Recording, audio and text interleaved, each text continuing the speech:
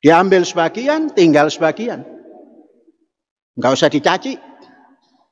Wa ma ja'ana minal ulama hum rijal, nahnu rijal.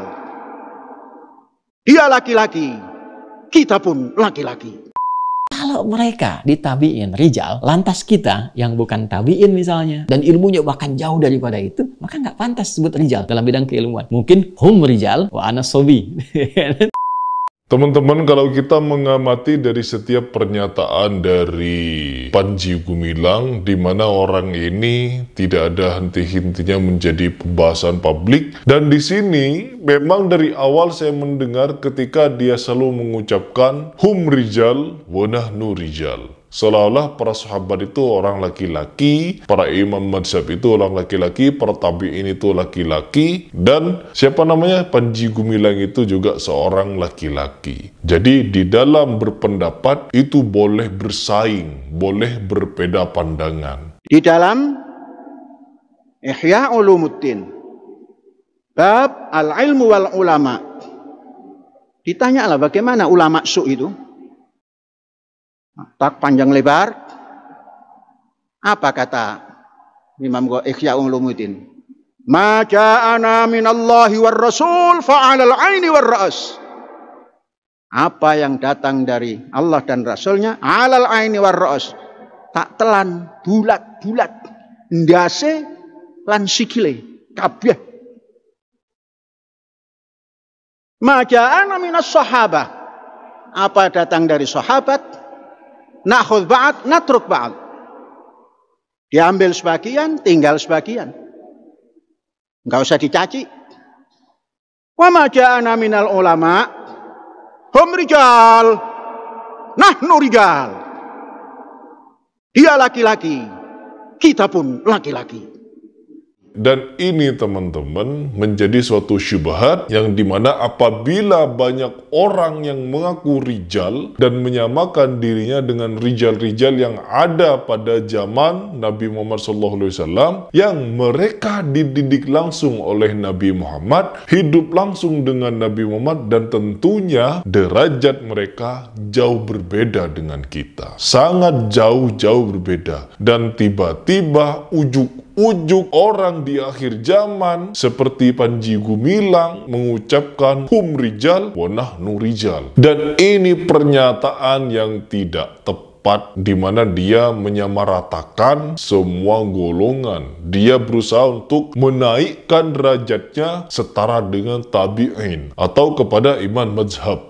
Begitu, dan ini juga telah dibantah oleh Ustadz Adi Hidayat, di mana Ustadz Adi Hidayat memberikan penerangan tafsir dari kalimat hum rijal wa nahnu rijal. Baik, coba kita dengar seperti apa pernyataan atau tamparan dari Ustadz Adi Hidayat mengenai statement dari Panji Gumilang. Hum rijal wa nahnu rijal. Mereka rijal, maksudnya apa? Rijal itu jamak dari kata rajul, artinya sosok yang sudah kuat. Kalau dalam bab ilmu, kuat, punya kemampuan menganalisis, punya kemampuan menyimpulkan, punya bekal ilmu yang sangat luar biasa, sehingga memahami dengan sempurna sesuai dengan kepakarannya dan bisa mengambil keputusan. Maka Imam Abu Hanifah mengatakan hum rijal, kalau mereka punya kemampuan seperti itu, wa nahnu rijal, kita pun sama-sama punya kemampuan. Tapi yang dimaksud itu, Abu Hanifah itu levelnya sama, bukan beda level. Coba sekarang, dari pengertian kelompok misalnya, ini kan semua ulama menafsirkan demikian. Satu, Imam Abu Hanifah itu kan tabi'in. Beliau itu berjumpa dengan sahabat Anas bin Malik radhiyallahu ta'ala anhu. Jadi beliau menilai level yang sama ya dalam komunitasnya. Kalau mereka tabi'in, saya pun tabi'in, gitulah. Kalau mereka hafal Quran, saya pun hafal Quran. Kalau mereka paham fikih, saya pun paham fikih. Nah, ilmu yang mereka miliki, saya juga punya itu. Jadi levelnya setara di sini. Itu yang dimaksud hum rijal wa nahnu rijal. Jelas ya? Jadi ada kesetaraan dalam bab keilmuan, ada kesetaraan dalam satu generasi, ya kan? Nah, ini kalau mereka ditabiin rijal, ya kan? Lantas kita yang bukan tabiin misalnya, dan ilmunya bahkan jauh daripada itu, maka nggak pantas sebut rijal dalam bidang keilmuan. Mungkin hum rijal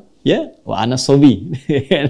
Ya, hum rijal wa nahnu sibyan. Ya, mereka itu udah pakar, udah jauh ilmunya dan sebagainya. Kita itu masih meniti itu, ya, seperti bayi masih merangkak, masih meniti. Maka nggak bisa kemudian level kita disamakan dengan mereka. Kalau mereka bisa berijtihad, mereka mujtahid mutlak, maka kita pengikut. Ya, karena itu dalam konteks yang sudah diatur, sudah pasti. Khutbah Jumat begini, nyusun sab begini, keterangan ulama mujtahidnya seperti ini, hadisnya jelas, ayatnya sangat terang sekali. Maka kita yang nggak selevel dengan mereka, udah ikutin, pakemnya begitu. Nggak bisa dengan mengatakan, wah ini mazhabnya nggak boleh begitu. Wah, sesuai dengan pemikiran, kita nggak terbatas. Yang ini menyalahi misalnya kesetaraan gender, itu kan pemikiran Anda, ya kan? Dan setiap orang punya pikiran akan berbeda. Kalau agama ini dipraktikkan dengan pandangan masing-masing, maka ada berapa banyak versi yang akan didapatkan.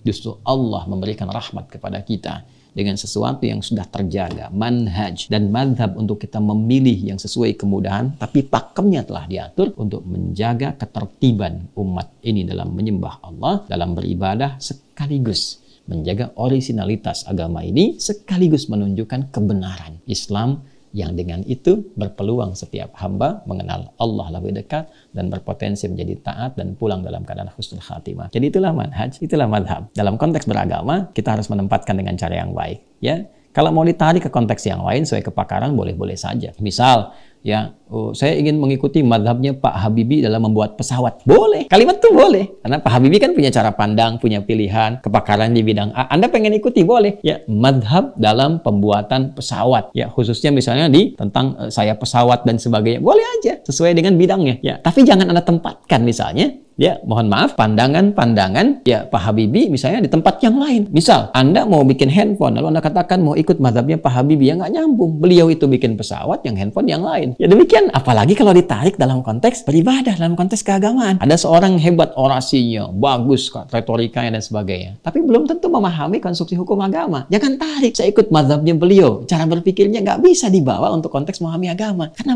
beda teman-teman sekalian. Hati-hati. Ya, hati-hati sekali lagi ya. Sepeda punya jaka sembung, beda bung.